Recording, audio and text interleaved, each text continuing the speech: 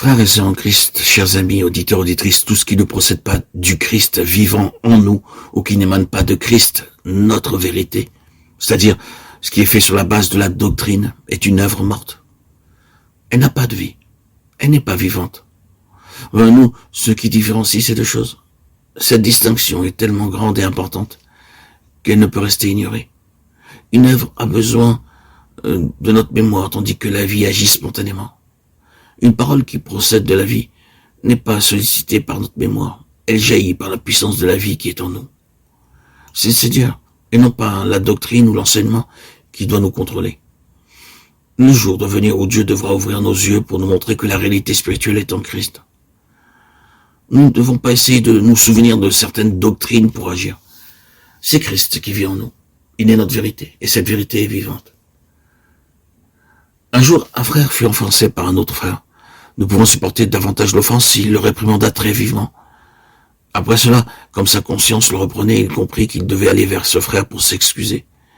Mais en se rappelant de quelle façon ce frère l'avait offensé, sa colère fut de nouveau attisée. Cependant, il était conscient de son devoir à l'égard de ce frère. Il devait s'excuser. Il décida alors de lui écrire une lettre. Il saisit sa plume et commença à écrire.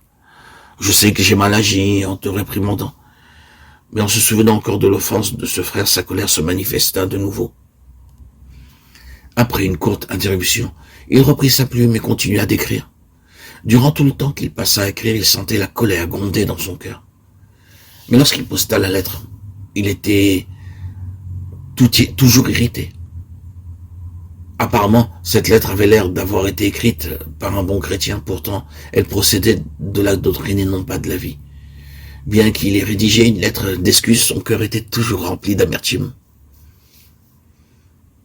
Même alors qu'il avait écrit une lettre où il était disposé à lui pardonner.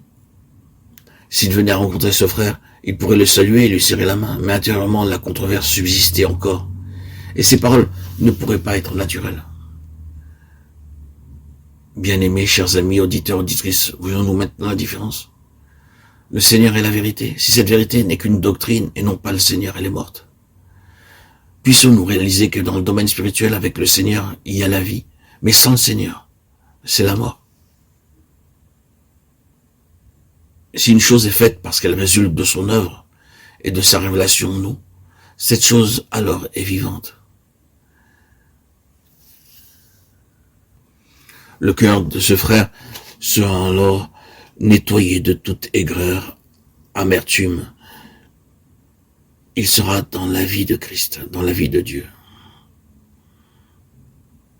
par la révélation qu'il aura reçue, et son pardon sera total, car il vivra la